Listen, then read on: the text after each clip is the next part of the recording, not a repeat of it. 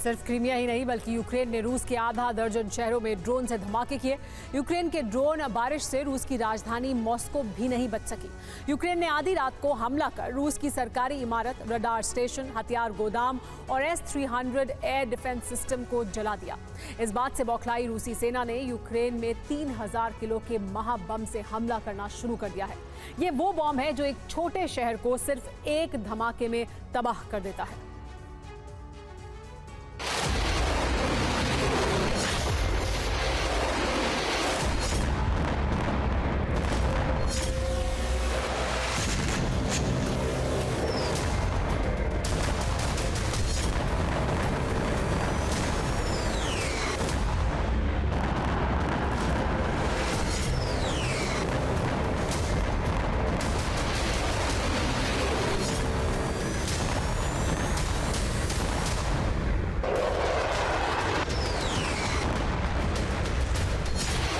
Crimea हो या Krasnodar,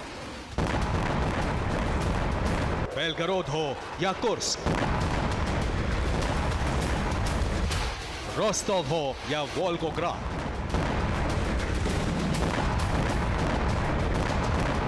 Ukraine के वज्रपात की वजह से रूस की धरती पर विनाश की बहुत बड़ी आग भड़की हुई है।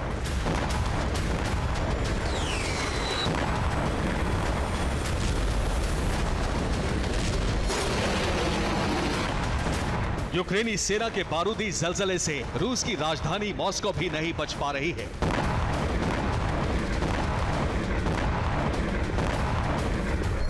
मॉस्को के एयर डिफेंस सिस्टम नाकाम हो रहे हैं और यूक्रेन के हमले सफल हो रहे हैं। यूक्रेनी सीमा के पास जितने भी शहर हैं, वहां यूक्रेनी फोर्स लगातार ड्रोन से धमाके कर रही है।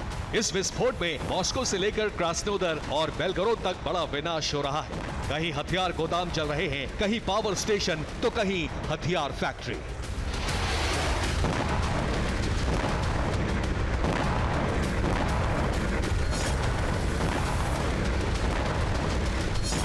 हैरानी की बात यह है कि रूसी सेना यूक्रेन के इन हमलों को रोकने में पूरी तरह से विफल हो रही है।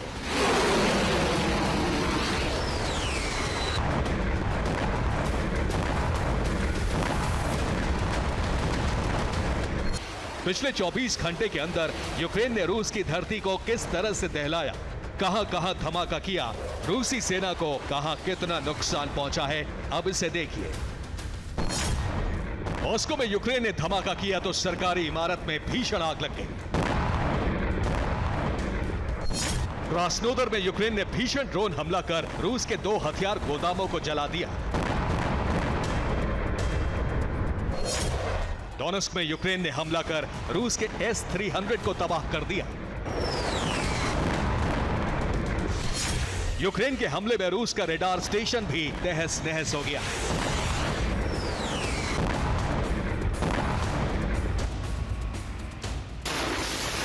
इतना ही नहीं, युद्ध में रूस के नुकसान का आंकड़ा अचानक बढ़ गया है।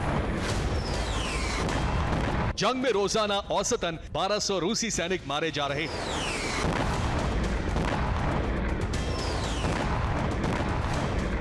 यूरोपियन यूनियन और जर्मनी यूक्रेन को हथियारों की नई खेप देने जा रहे हैं। माना जा रहा है कि आने वाले वक्त में यूक्रेन के हमले और तेज होने वाले हैं।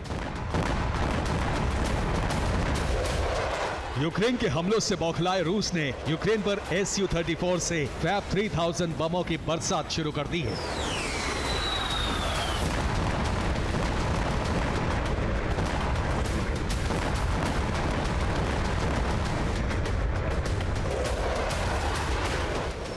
फैब 3000 बम से ही रूस ने यूक्रेन के मिर्गिन एयरफील्ड पर धावा बोला।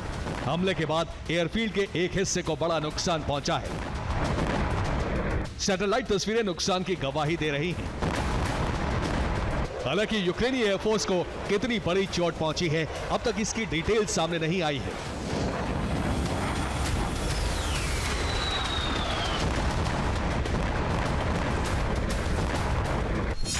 रूसी सेना इस वक्त जिस फैब 3000 ग्लाइड बम से हमले कर रही है, वो एक धमाके के साथ ही 11 फुटबॉल मैदान जितने एरिया को शमशान बनाने का मादा रखता है। यही वजह है कि यूक्रेन में इसके धमाके से बहुत बड़ी तबाही हो रही है। खार्किव के वोल्चांस्क में भी रूस ने इसी महाबम से हमले किए। हमले में यूक्रेनी फोर्स के कई ठिकाने ध्वस्त हो गए। रूसी सेना सिर्फ यूक्रेन के मिलिट्री इंफ्रा को ही तहस नहस नहीं कर रही है, बल्कि यूक्रेन के एनर्जी सेक्टर को भी तबाह करते हुए आगे बढ़ रही है। रूस के हमलों की वजह से यूक्रेन के बड़े भूभाग में इस वक्त ब्लैकआउट है। लोगों को पर्याप्त मात्रा में गैस और पानी की सप्लाई नहीं हो पा रही है।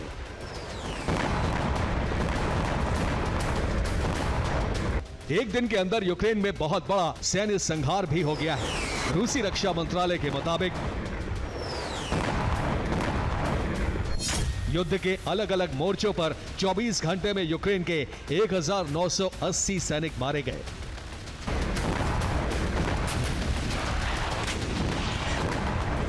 जाहिर है यूक्रेन को हर रोज बड़ा नुकसान झेलना पड़ रहा है। यूक्रेन गुरिल्ला हमलों के जरिए रूसी धरती को दहला तो रहा है, लेकिन युद्ध भूमि में उसे लगातार झटके लग रहे हैं। ज़ेलेंस्की और उनकी सेना को अब अमेरिका से ही उम्मीद है।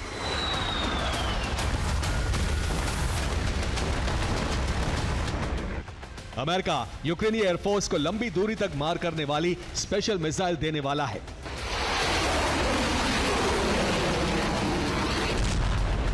इसके बाद यूक्रेन ने रूस में काफी अंदर तक तबाही मचाने की रणनीति बनाई है, लेकिन डर इस बात का है कि कहीं मिसाइल मिलने से पहले ही यूक्रेनी फोर्स सरेंडर को मजबूर न हो जाए।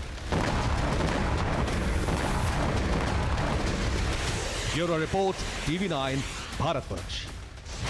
नेटो और रूस के बीच सीधे युद्ध की आशंका तेज हो रही है और नेटो के सभी देश आत्मरक्षा की तैयारी में जुट गए हैं, क्योंकि इस बार अमेरिका के राष्ट्रपति चुनाव में डोनाल्ड ट्रंप की जीत तय मानी जा रही है और ट्रंप की जीत के मायने होंगे कई नेटो देशों के सामने सुरक्षा के मामले में आत्मनिर्भर होने की मजबूरी। इसीलिए नेटो देश यूक्रेन को हथियार सप्लाई में कटौती कर रहे हैं। अकेले पड़ते जा रहे यूक्रेन ने यूरोप को युद्ध में खींचने के लिए महाविनाश का ब्लूप्रिंट तैयार किया है। देखिए क्या है ज़ेलेंस्की का सनसनीखेज प्लान।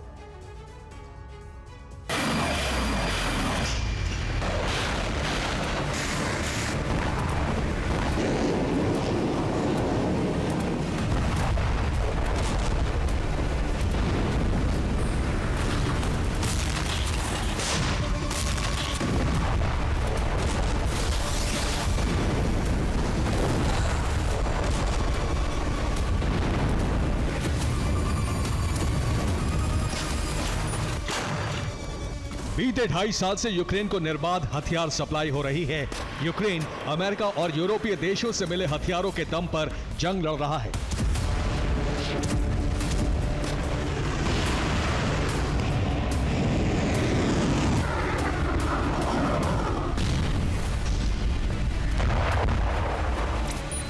लेकिन अब नेटो संगठन के देश अपनी अपनी आत्मरक्षा के लिए चिंतित हैं और युद्ध भूमि की ये तस्वीर बदलने जा रही है।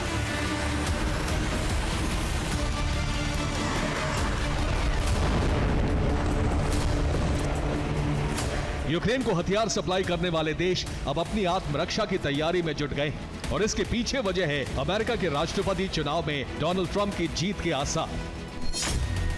गोली लगने के बाद ट्रंप के लिए अमेरिकियों की सहानुभूति बढ़ी है। अमेरिका के कई सर्वे में ट्रंप बाइडेन से आगे चल रहे हैं। ट्रंप का रुख नेटो के लिए बाइडेन से अलग है। ट्रंप के घोषित उपराष्ट्रपति JD वैंस भी हथियार सप्लाई पर अलग रुख अपनाए हुए हैं।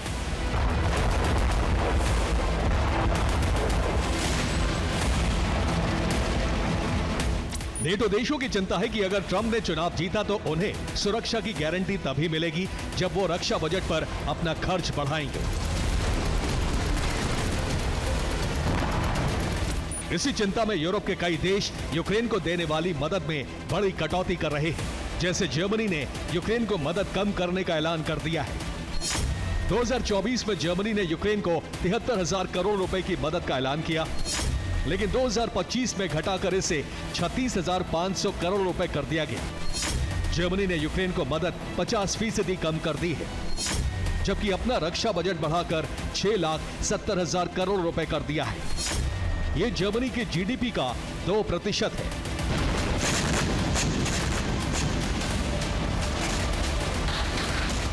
इसी तरह यूरोप के कई देश यूक्रेन को मदद घटाते जा रहे हैं। इसके पीछे है ट्रंप की ओर से रखी गई शर्त। रिपब्लिकन पार्टी के राष्ट्रपति उम्मीदवार ट्रंप कह चुके हैं कि नेटो देशों को रक्षा बजट बढ़ाना होगा। Just going back to Ukraine for 1 second. We have an ocean separating us. The European nations together have spent 100 billion or maybe more than that, less than us. Why doesn't he call them and say you got to put up your money like I did with NATO? Trump के पूर्व सलाहकारों और उपराष्ट्रपति पद पर घोषित नाम JD Vance ने इस पर अपनी राय रखी है कि नेटो का भविष्य क्या होने वाला है। पहला कयास है ट्रंप नेटो में 2 लेयर रणनीति लागू करने वाले हैं। लेयर 1 में नेटो संगठन के वो देश होंगे जो जीडीपी का 2% रक्षा बजट पर खर्च करते हैं। दूसरी लेयर में वो देश होंगे जो जीडीपी का 2% से कम रक्षा बजट पर खर्च करते हैं। 2 या उससे ज्यादा फीसदी रक्षा बजट वाले देशों को अमेरिका से सुरक्षा की गारंटी मिलेगी। जो 2% से कम डिफेंस पर खर्च करते हैं उन्हें सुरक्षा की गारंटी नहीं मिलेगी। इसीलिए जर्मनी सहित कई देश यूक्रेन को मदद देने में कटौती करके अपना रक्षा बजट जीडीपी का 2% कर रहे हैं। लेकिन यूक्रेन मदद न मिलने से बेचैन है और पूरे यूरोप को युद्ध में घसीटना चाहता है।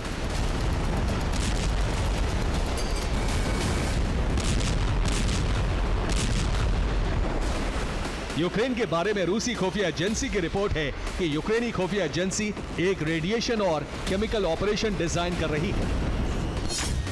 रूस की रिपोर्ट के मुताबिक यूक्रेन का पहला प्लान है कि वो केमिकल बम का इस्तेमाल कर सकता है। ये केमिकल बम कीव की लैब में तैयार किए गए हैं। दूसरा प्लान है कि वो डर्टी बम विस्फोट करके रेडिएशन फैला सकता है। इसका टारगेट यूक्रेन के पड़ोसी नेटो देश हो सकते हैं। तीसरा प्लान है कि यूक्रेन न्यूक्लियर पावर प्लांट में रेडिएशन विस्फोट कर सकता है। यूक्रेन चाहता है कि उसकी जमीन बचाने के लिए उसे हथियार दिए जाएं और अगर हथियार नहीं दिए जाते तो आत्मरक्षा में जुटे नेटो देशों को सीधे जंग में उतार दिया जाए। Bureau report, TV9, Bharatvarsh.